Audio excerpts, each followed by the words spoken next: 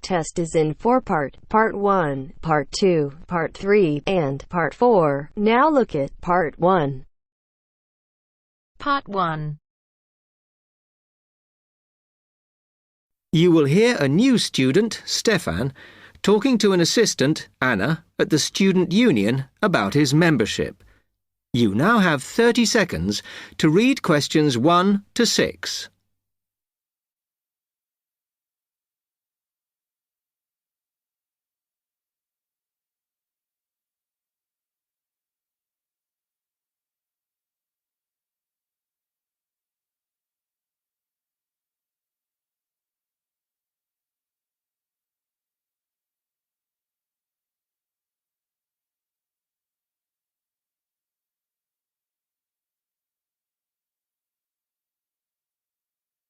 Hi, can I help you? Yeah, I hope so. This is the first time I've been down to the union. I'm a new international student, and I just wondered what to do. Oh, right.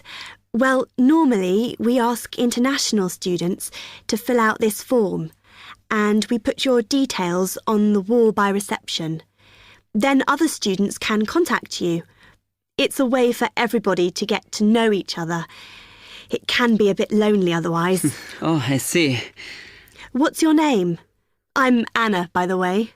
It's Stefan Ungar. OK, well, just write that there, next to name, and then fill in the rest. Right. What does it mean, degree program? Oh, just if you are an undergraduate or a postgraduate. Or maybe you're just here for a short course? I'm a postgraduate. Do I need to say what in? Not really. It's too much detail.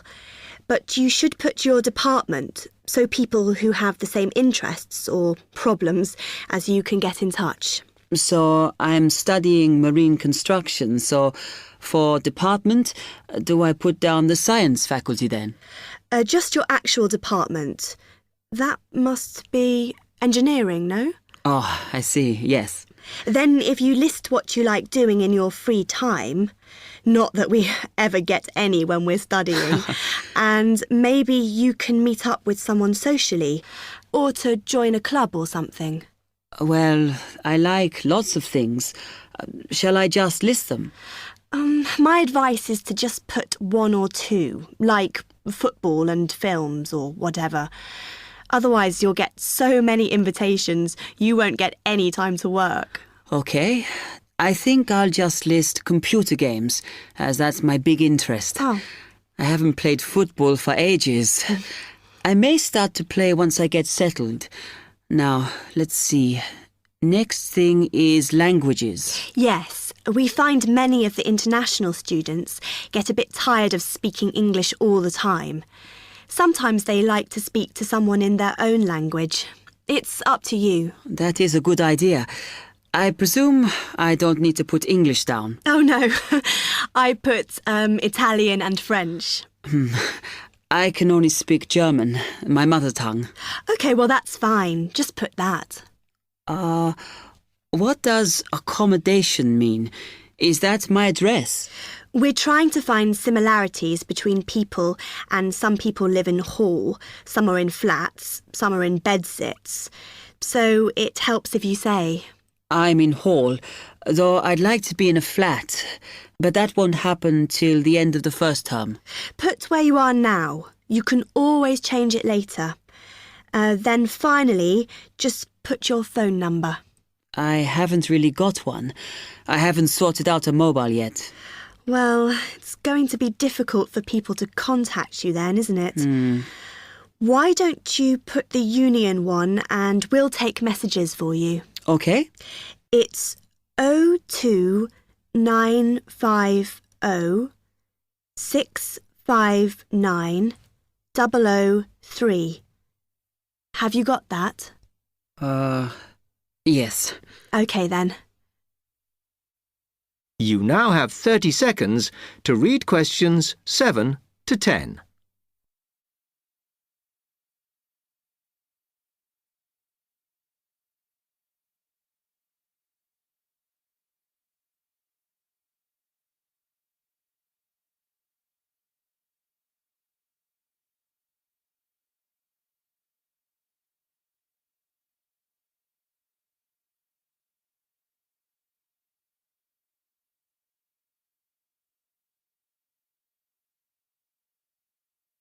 Oh, I had a couple more questions about the services you've got here.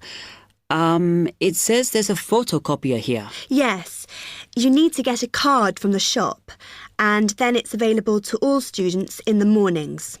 The union uses it after 1 p.m. Okay. I see also the union organises loads of events. Are they always held here in the union building? It looks big enough. If you're interested in something, you should check the poster or our website.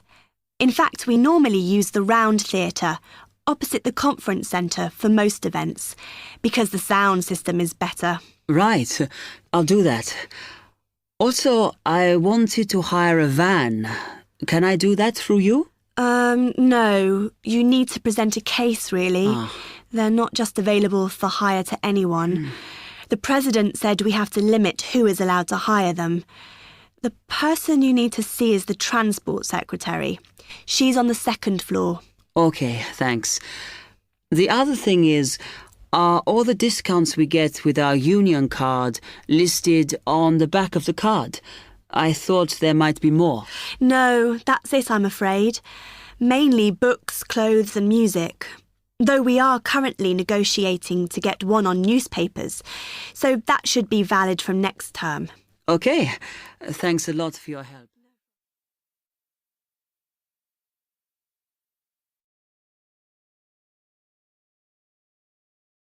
That is the end of part 1. You now have half a minute to check your answers.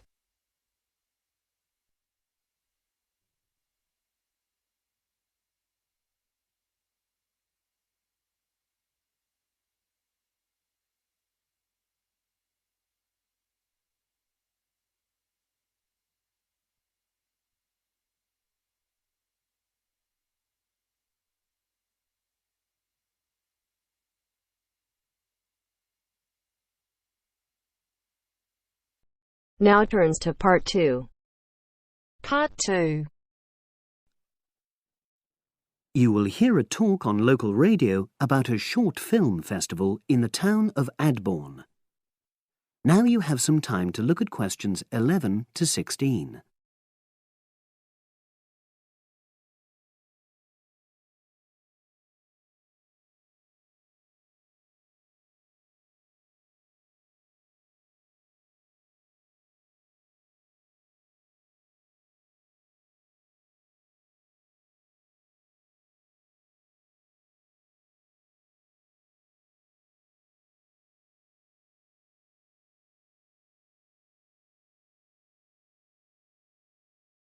Now listen and answer questions 11 to 16. Today we're pleased to have on the show Fatima Johnson, who is the organiser of the Adborn Film Festival. Welcome, Fatima. Hello. Can you tell us a bit about the background to the festival and what it brings to the town? Well, the festival was started in 1996 by the then Mayor of Adborn, Joanne Smith. She wasn't a filmmaker herself. She'd actually been a very energetic tourism development officer for many years.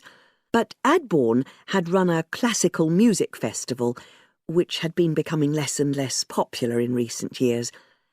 Joanne was looking around for something to replace it and to use funds allocated to it to promote something which local people can enjoy. Great.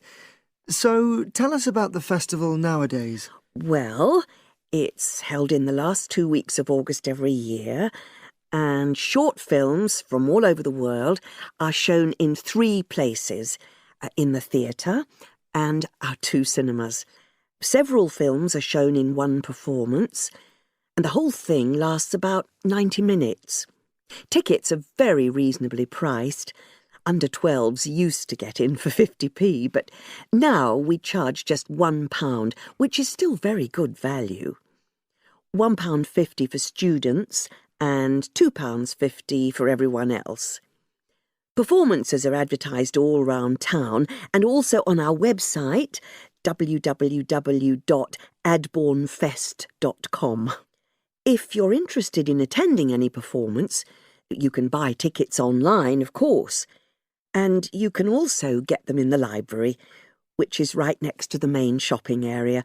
I'm afraid this year tickets are no longer available from either of the two cinemas because of restricted opening times.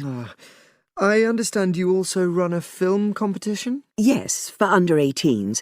We have a different theme every year.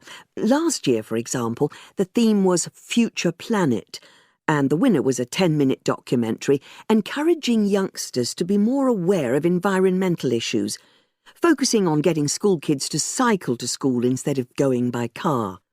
This year, the theme is Sporting Nation, so there'll also be lots of ideas to choose from. Now, we're always on the lookout for new local talent, so if you live in the Adbourne area and are under 18, you should have a go.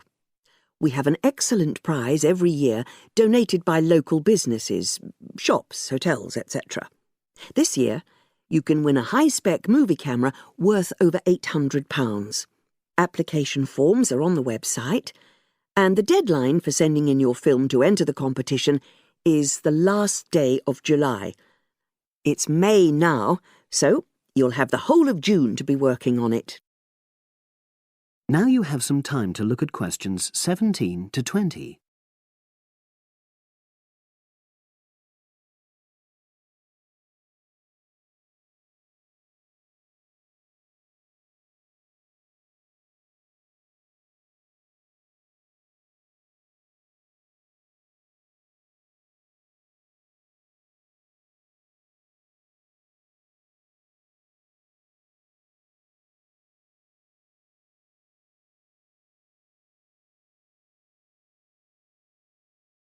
Now listen and answer questions 17 to 20.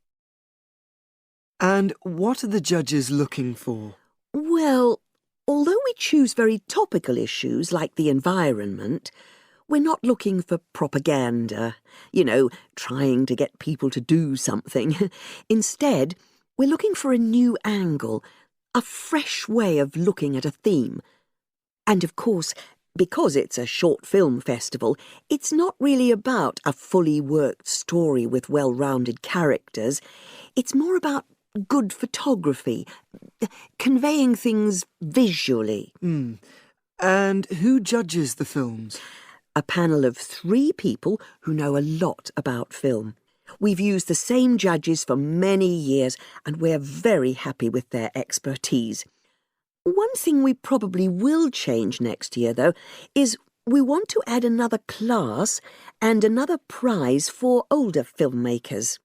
We'll keep it at a maximum of 10 minutes, though. The length works well for our festival.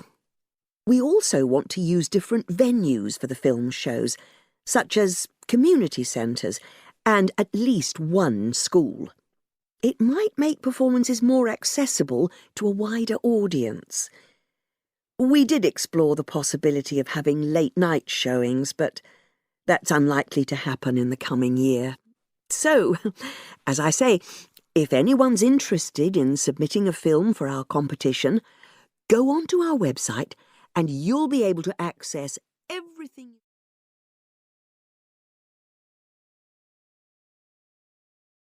That is the end of part 2. You now have half a minute to check your answers.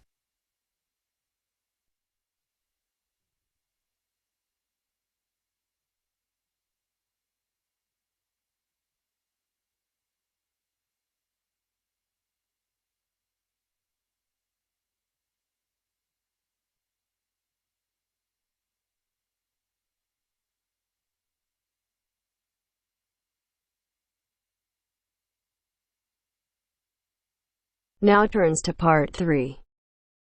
Part 3. Maria is a student at university.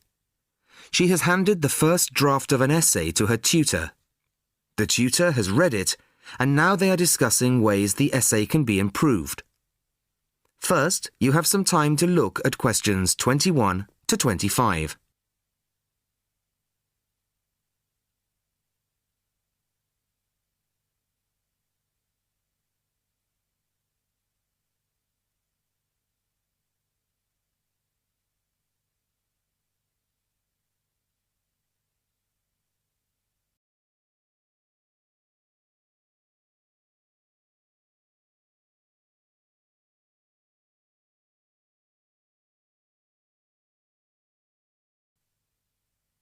listen carefully to the first part of the conversation and answer questions 21 to 25.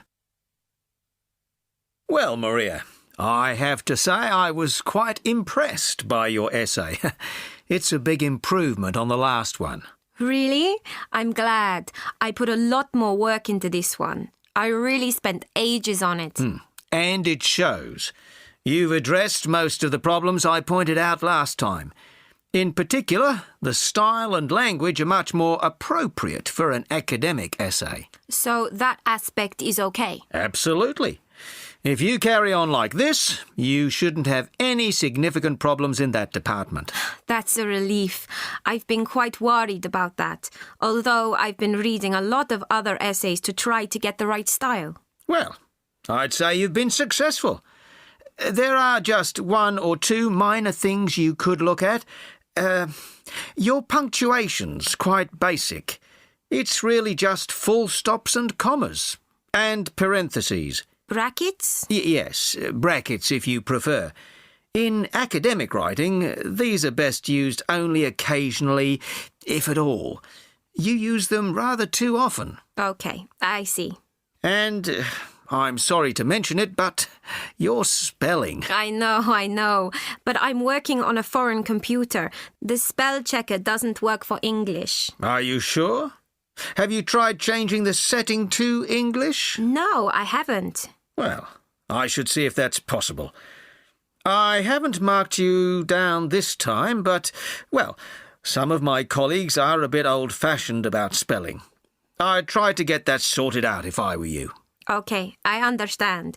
I'll try to change the setting. Before you hear the rest of the conversation, you have some time to look at questions 26 to 30.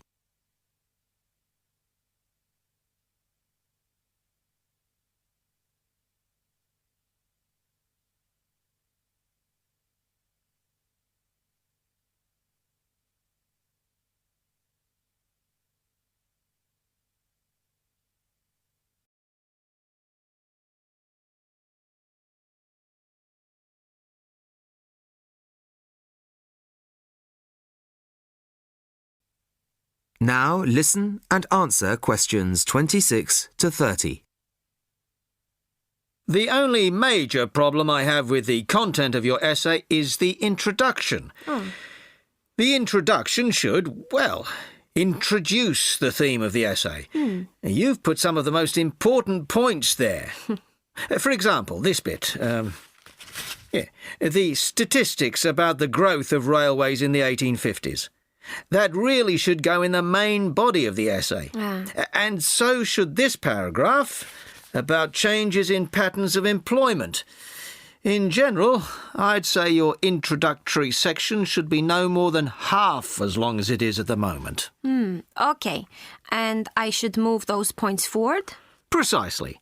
And going back to the railways, they're one of the most significant factors for change in this period. But apart from those statistics in the introduction, you only briefly mention them. I'd like to see a lot more on that, and the influence the expansion of the railways had on patterns of social and economic behaviour. You mean how with the railways people could travel to find work and could meet people from other areas? Exactly. Then in the midsection, well, it's not a big thing, but this quotation from the Times. You think it's too long? Well, you said it. I couldn't think of a way to shorten it. Do you think it's really necessary? You mean I could just get rid of it? Yes. You've already made the point and backed it up with other evidence. The quotation's redundant, really. Okay. Well, that'll be easy. There were various other minor points, which I've noted in the margins. You can look at those later. But moving forward to the end here, I wasn't quite sure what this meant. The final paragraph? Yes. Are you saying that, on the whole, the changes of the mid-19th century tended to improve the lives of ordinary people or not? It's not very clear. It's not? No, it isn't. I'd add a few lines clarifying your position. Okay. When do you want the final draft? No, the end of term will be fine. But there was just one other thing, the bibliography. Did you really read all these books? No. Just the books you actually consulted will be fine. You don't need to include everything ever published on the subject. Right, okay. Thanks. Bye. Goodbye.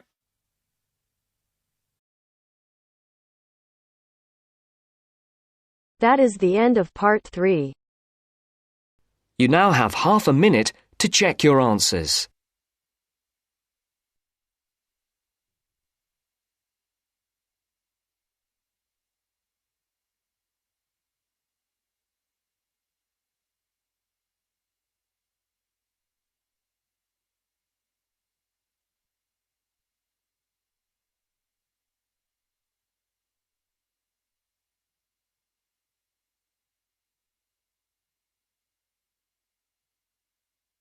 Now turns to part 4.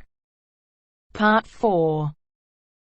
You will hear a talk from a series of lectures on the survival of our planet. Professor Samson talks about endangered species of flora and fauna.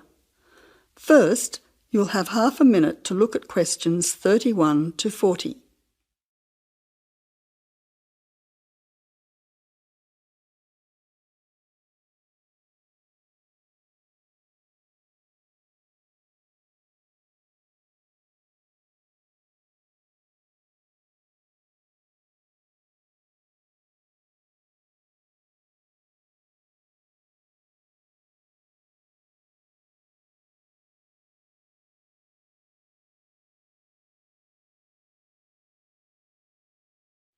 Now listen carefully to the talk and answer questions 31 to 40.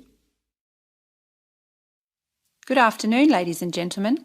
Today's topic in this series of lectures on our planet is about ensuring the survival of our very important plant and animal species. In this lecture, I want to discuss one way that we can do this. No one will ever see a huge dinosaur thundering through the forest. No one will ever see a paradise parrot flash its rainbow colours across the sky. The fact is that many animals and plants have been wiped out. Sadly, they are extinct. It is too late for them. Extinction is forever. We can't do anything about the species that have already disappeared. But today, there are many animals and plants that could still become extinct in the future if we do not act now. They are endangered. The African elephant and rhinoceros have become endangered because of the value of their tusks. Australian parrots and reptiles are smuggled onto planes because certain people in other countries are prepared to pay thousands of dollars for them. And there are many other species around the world that are endangered because they no longer have a place in which to live and reproduce safely. The main cause of extinction is the destruction of habitats. A habitat contains all that a living thing needs to survive: space, light, water, food, shelter, and opportunities for reproduction. The population of the world is growing rapidly, and this is placing great demands on land and resources for housing and for growing food. When vegetation is cleared and swamps are drained for agriculture, mining and suburbs, or when rivers are dammed to store water, plants are destroyed and animal life is threatened. In other words, humans are changing and destroying the habitats of animals and plants, which is in turn reducing their chances of survival.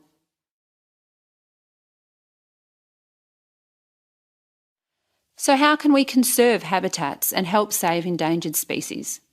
Well, one way is to protect their habitats permanently in national parks or nature reserves. National parks have been created in many countries.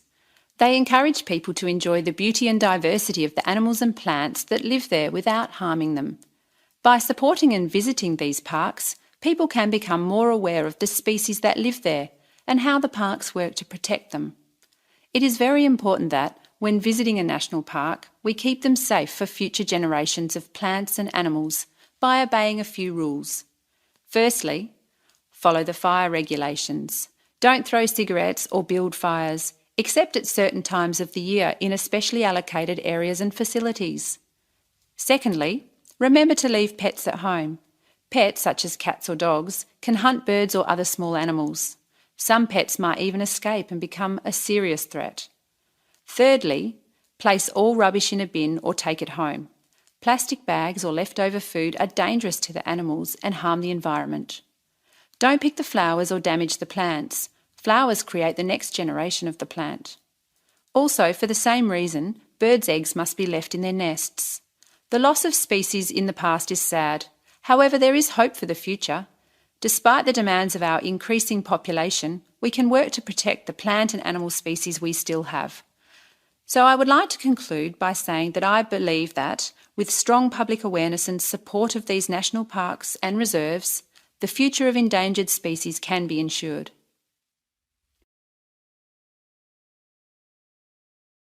That is the end of part 4. You now have half a minute to check your answers. Our hearts beat to the city streets. We began to feel the fire. We rise like tall buildings as the chemicals, they take us higher. The night's young, and it's just begun as she puts her hand in mine.